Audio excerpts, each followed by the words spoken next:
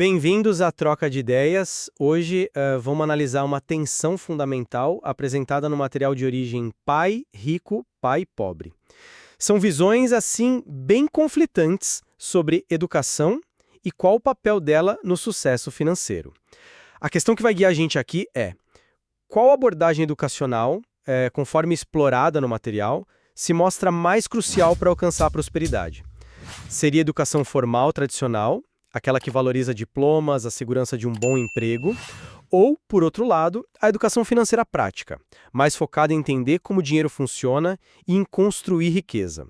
Bom, eu vou defender que a educação formal fornece a base, que ela é indispensável para a estabilidade e para o sucesso financeiro sustentável. E eu vou argumentar que a perspectiva que o material traz aponta mais para a educação financeira prática como o fator, assim, realmente determinante. É esse conhecimento específico, sabe? Sobre dinheiro, sobre investimentos, ativos. É isso que capacita alguém a construir riqueza de verdade e alcançar a independência, muitas vezes superando as limitações que são inerentes ao caminho puramente acadêmico ou tradicional. A minha visão se alinha mais com a valorização da estrutura, do conhecimento que a educação formal proporciona, né? Algo que está refletido na figura do pai pobre do material, com aquele alto nível de instrução acadêmica dele.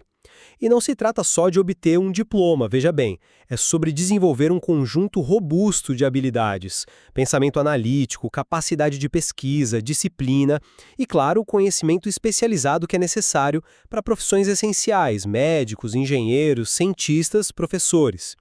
Essas competências são, na prática, a porta de entrada para carreiras que oferecem não só remuneração, mas também estabilidade e benefícios, formam a espinha dorsal da segurança financeira para a maioria das pessoas na nossa sociedade. A alfabetização financeira, sim, ela é importante, eu concordo, mas eu vejo mais como um complemento valioso, sabe? Não como um substituto para essa fundação sólida que a educação formal estabelece. O próprio material reconhece a inteligência, o trabalho árduo do pai instruído. Eu entendo a importância dessas habilidades, claro. Mas a minha perspectiva, que eu tiro lá dos ensinamentos do Pai Rico no material, é que a educação financeira prática é o elemento central. É o mais crítico para a construção de riqueza de forma efetiva. O material argumenta, e eu tendo a concordar com essa leitura, que a educação formal, por mais valiosa que seja em outros aspectos, frequentemente falha em ensinar os princípios fundamentais de como o dinheiro realmente funciona no dia a dia. Ela não costuma focar, por exemplo, na distinção que é vital entre ativos, que são as coisas que colocam dinheiro no seu bolso, e passivos, que são as coisas que tiram dinheiro do seu bolso. Ela não ensina a investir de forma estratégica, nem a mentalidade que é necessária para fazer o dinheiro trabalhar para você, em vez de você ficar trabalhando incessantemente por ele. O exemplo do pai pobre é, para mim, emblemático nesse sentido. Uma pessoa super qualificada, com um PhD e tudo, mas que, segundo o relato do livro, vivia preocupada com dinheiro, presa no que o livro chama de corrida dos ratos. Você pode explicar um pouco melhor o que o material quer dizer com isso, com a corrida dos ratos? Claro, claro. A corrida dos ratos, no contexto do material, ela descreve basicamente aquele ciclo vicioso em que muitas pessoas se encontram, né? Você trabalha para ganhar um salário, aí você gasta esse salário em despesas, em passivos, e fica preso na necessidade de continuar trabalhando só para cobrir custos que são sempre crescentes. Isso sem nunca conseguir, de fato, acumular um patrimônio significativo ou alcançar a tal da liberdade financeira.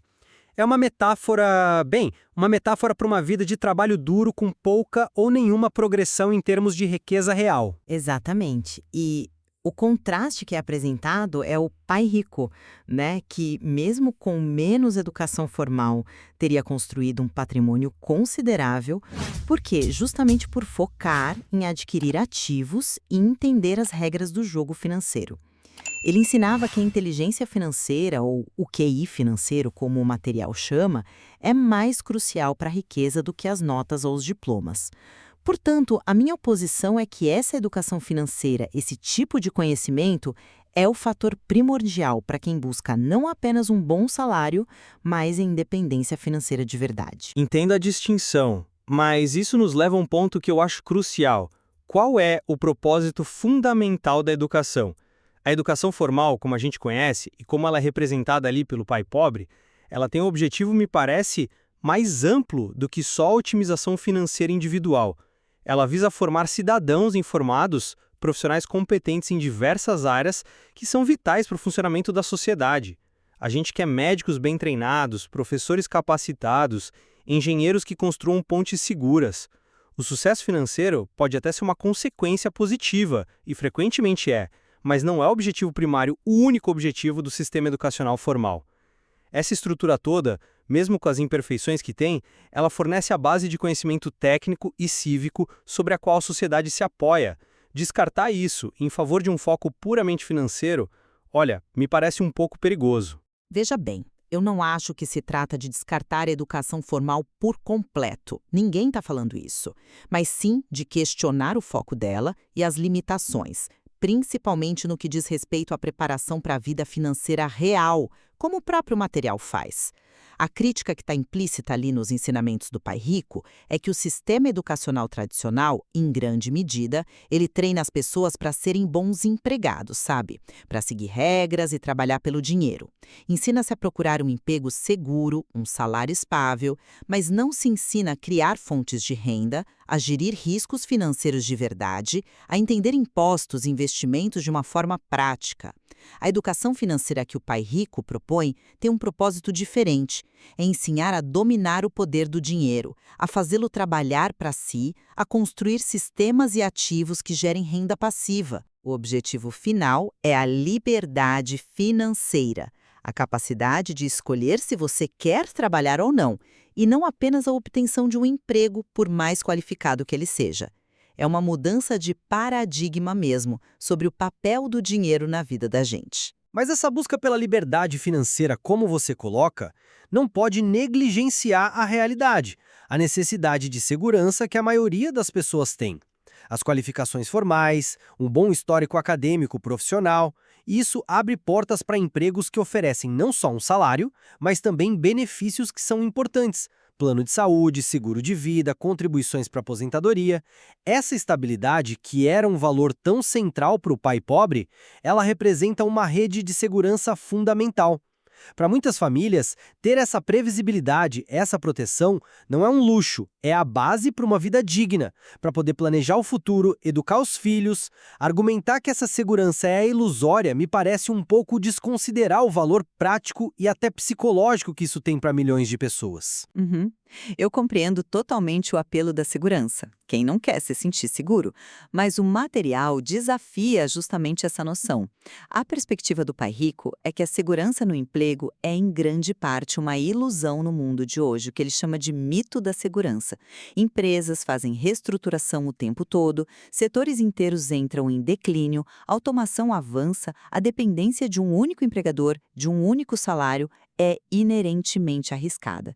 A verdadeira segurança, olhando por essa ótica, não vem de um contrato de trabalho, mas sim da independência financeira. E essa independência ela é construída ativamente, não acontece por acaso. Como? Adquirindo e controlando ativos que geram fluxo de caixa, imóveis que rendem aluguel, negócios próprios, ações que pagam dividendos, propriedade intelectual. É a sua coluna de ativos, sabe? Robusta, diversificada. É isso que oferece a segurança real e duradoura, porque não depende de um terceiro para sua subsistência. Depender de um salário é, no fundo, colocar seu destino financeiro nas mãos de outras pessoas. Você não acha que tem um risco inerente nisso? Reconheço que há riscos em qualquer caminho, sim. Mas a educação formal também desenvolve habilidades que são cruciais para mitigar esses riscos e para navegar no mercado de trabalho. Além do conhecimento técnico específico da área, ela cultiva a disciplina para concluir projetos complexos, a capacidade de pesquisar e analisar informações de forma crítica, a habilidade de resolver problemas, de comunicar ideias complexas de maneira eficaz. São competências altamente transferíveis, muito valiosas em qualquer cenário econômico, seja você um empregado ou um empreendedor.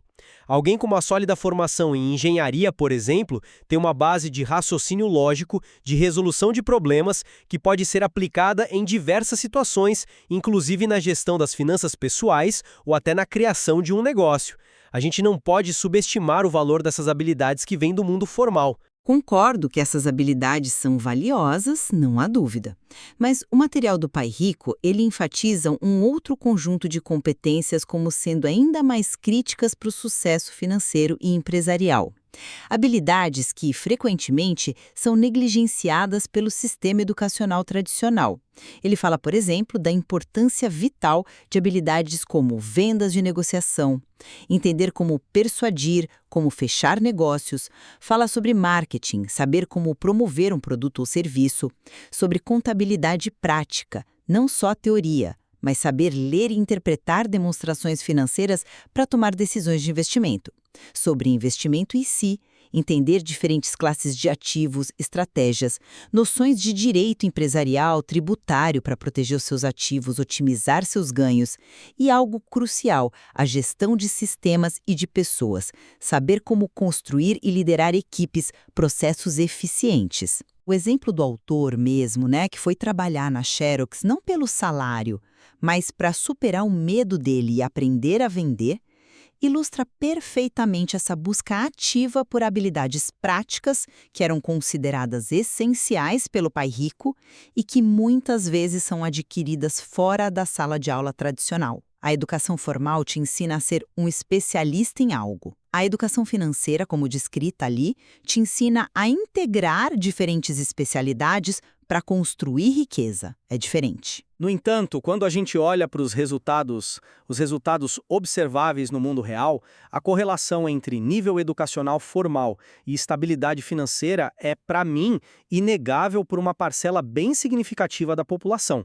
Embora não seja uma garantia absoluta, claro, estatisticamente, indivíduos com maior nível de escolaridade tendem sim a ter acesso a empregos com melhor remuneração, com maior estabilidade.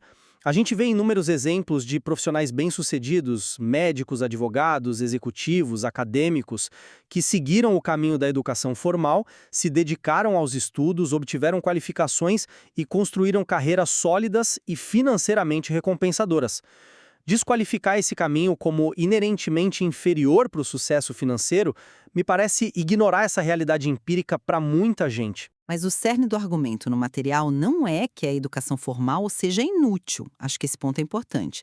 É que ela é insuficiente para garantir o sucesso financeiro e, principalmente, a riqueza. O contraste central que é apresentado é justamente esse. O pai pobre, apesar de toda a educação formal dele de alto nível, enfrentava dificuldades financeiras constantes, pelo menos segundo o relato. Já o pai rico, com menos credenciais acadêmicas formais, teria acumulado uma fortuna considerável. O que isso sugere? Para mim, sugere que o tipo de conhecimento adquirido é mais determinante para o resultado financeiro do que simplesmente a quantidade de anos de estudo ou o número de diplomas. O material argumenta que pessoas com alta instrução podem fracassar financeiramente por falta dessa tal inteligência financeira, por não saberem a diferença prática entre um ativo e um passivo, por terem medo de investir, por não entenderem como o sistema financeiro e tributário funciona a seu favor ou contra elas. A ausência de educação financeira é apresentada ali como a causa raiz de muitas dificuldades, mesmo para quem tem altos salários, mas continua preso na corrida dos ratos. Bom, em suma, a minha posição é que a educação formal continua sendo a fundação essencial. Ela fornece não apenas o conhecimento técnico para carreiras significativas, bem remuneradas, mas também desenvolve habilidades cognitivas, analíticas que são cruciais. Essa base sólida permite que as pessoas contribuam para a sociedade em profissões especializadas e alcancem um nível considerável de segurança financeira. A educação financeira prática, sim, é um complemento valioso, que pode otimizar os resultados, mas ela funciona melhor quando é edificada sobre essa estrutura robusta de conhecimento e competência profissional que vem do formal. E eu reafirmo, com base nas lições que eu extraio do material, que o domínio dos princípios do dinheiro adquirido por meio de uma educação financeira focada, prática, é o verdadeiro diferencial para quem almeja não só a estabilidade, mas a riqueza e a liberdade financeira. Esse entendimento específico sobre como gerar, Gerir e multiplicar dinheiro permite transcender as limitações de depender de um salário, independentemente das credenciais formais que você tenha. É a aplicação consciente desses princípios, investir em ativos, minimizar passivos, entender o fluxo de caixa que possibilita a construção ativa da independência financeira, e esse é um objetivo distinto e, para muitos, mais desejável do que a segurança tradicional do emprego. Fica evidente que ambas as formas de aprendizado possuem seus méritos e também suas limitações.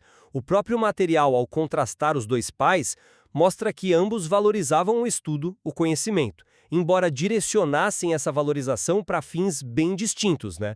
Um focava na excelência acadêmica e profissional, o outro na perspicácia financeira e empresarial. Exatamente. Não se trata, talvez, de uma escolha excludente, uma coisa ou outra, mas sim de uma questão de ênfase, de prioridade e também dos objetivos pessoais de cada um. O peso que cada indivíduo decide dar à educação formal versus a educação financeira prática vai depender, no fim das contas, das suas próprias aspirações. Você busca uma carreira especializada e estável ou busca a independência financeira e a construção de patrimônio? O material provoca a gente a refletir sobre essas diferentes abordagens e os potenciais resultados de cada uma. E, no final das contas, essa reflexão sobre qual caminho ou qual combinação de caminhos ressoa mais com os objetivos de cada um é o que fica. O material oferece uma perspectiva, sem dúvida, valiosa sobre como diferentes filosofias educacionais podem moldar destinos financeiros, e cabe a cada ouvinte, então, ponderar essas ideias na sua própria jornada.